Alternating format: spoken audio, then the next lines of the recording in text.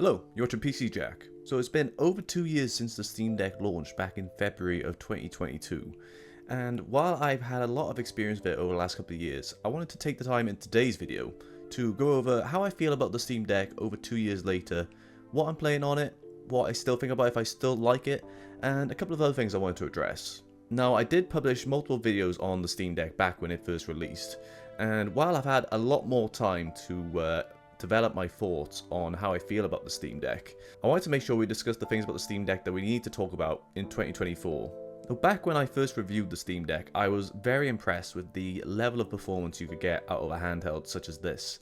And while it could play AAA games at very respectable settings and decent performance, obviously you do have to compromise on certain titles. Now, back when I got the Steam Deck, some of the main games I used to play would have been ones like Red Dead Redemption 2, Fallout 4, Days Gone, Horizon Zero West, just to name a few, and of course those are pretty demanding titles in themselves. But the thing that struck out to me the most would be the battery consumption when playing these types of games. Those kinds of games are really pushing the Steam Deck pretty hard, and while you can get decent performance and visual fidelity in those titles depending on how much you go in and tweak the settings, there is of course that compromise, especially when it comes to battery life. So how does that compare to today?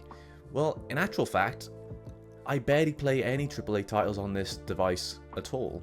I know that sounds quite sad, but the main thing I have come to really appreciate about the Steam Deck over the last few years is using it for my indie games. Now, that might not appeal to all of you playing indie titles, but for me, I play quite a few that I really enjoy, especially on the go. Some highlights that I could probably pick out would be ones like Stardew Valley, which I put hundreds of hours into on the Steam Deck on its own. Hollow Knight is another one I played quite a lot of on the Steam Deck. Hades is another big one. Not so much of Hades 2 because it's still in early access, so I played a bit of it, but I'm trying not to spoil myself while it's not fully finished. But still, that plays very well on the Steam Deck as well. In fact, a recent game I want to give a shout out, it came out a few years ago, but I only just discovered it recently, was a game called Donut County, and it's a really fun game, and it played very well on the Steam Deck. It's a good chill out one if you're looking for something like that. Dave the Diver is another example. Disco Elysium is probably one of my favorite games I played on Steam Deck. It runs really well on there. There's a bunch of other ones I can't think of off the top of my head, but those are the ones that come to mind first. But what I'm trying to get at is obviously, while the Steam Deck is very much capable of running very demanding games, obviously you are going to be compromising in terms of battery life and the overall performance and visual fidelity. Now, that may work for a lot of people where they are willing to put that effort in to tweak their settings and get the optimal experience on their favorite games. But for me, I've been reserving those titles for playing on either my PC or if I'm going to play it on a console, either my PS5 or Series X. So the main thing that has been drawing me to the Steam Deck is when I really want to just chill out and play a couple of indie titles. Benefit being, obviously, they're not very demanding to run. I can usually run them at max settings, 60 FPS, and play them for multiple hours. In comparison to something like Red Dead Redemption 2, I could boot that up and I could probably get maybe an hour of gameplay into that.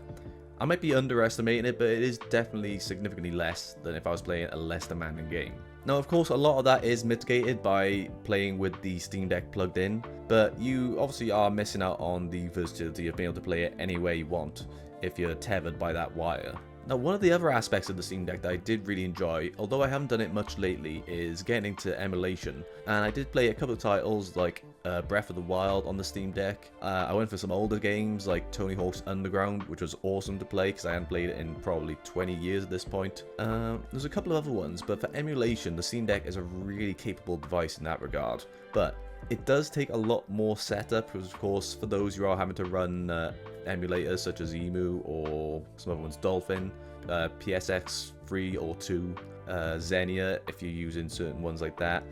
But if you can get it set up correctly, it is a really good experience. It can be a little tricky trying to get those ROMs, which I'm not going to tell you how to get. That's a whole different story altogether, and I'm not going to advise you in any way where to get your ROMs. But if you can get them, and you can get them running on your Steam Deck, it's a really good experience altogether. Now, I'm not going to sit here and give you all positives about the Steam Deck, because of course there are negatives, some of which of course I have drawn upon with the battery life. But the one thing I did have over the last 2 years, I did actually have to RMA my Steam Deck. Now, I can't recall what it was altogether, but what I did notice is that there was a fan that was making a bit of a strange noise. Not that it wasn't working or it was spinning too loud. It seemed like maybe a bearing had gone. I don't know. I'm not a Steam Deck engineer. I won't be able to tell you, but it was deemed enough of an issue by Valve support that they asked me to send it in to repair. And to be fair, they took it in. I think it took maybe a week, 2 weeks. I'll say 2 weeks just to be safe on that, but they took it in, they repaired it and sent it back, and it was good as new. I was unsure if they were just going to send me a new Steam Deck, but they didn't. It was definitely the same one because I did check, and it worked out very well. The only thing that was a little disappointing is that they do ask you to reset the device, which can be a little annoying, say if you've got a lot of games downloaded and you have slow internet, so that might be a bit of a pain. But if you do have any games installed on the SD card, obviously that's not included. If you do have an SD card for it, you could back them up on there and then you're good to go. But overall, a good RMA experience. However, obviously we don't ever want to have to go through that process in itself. But it was good that Valve were so helpful in getting this repaired and back to its best form. So of course, in the last 2 years, there has actually been revisions to the Steam Deck as they brought out the OLED model, which is a little bit more improved with better battery life, a 90Hz display instead of 60Hz. I think it has a slightly larger display as well. I could be wrong, but I think it does. And of course, OLED display in itself, which is very useful for a lot of gamers who do like that feature. I've never really owned anything OLED, so I can't really comment too much on that. But I have heard very good things about the OLED model in itself. So it does seem that Valve is still looking to iterate on what they previously released. And if the rumors are true that they are potentially working on a follow-up in the form of something like a Steam Deck 2, then we could see some pretty interesting revisions and maybe get even better performance in more demanding titles. But not only that, the Steam Deck has left its mark in other ways, which I think we do need to look at in how it's affected the rest of the handheld market.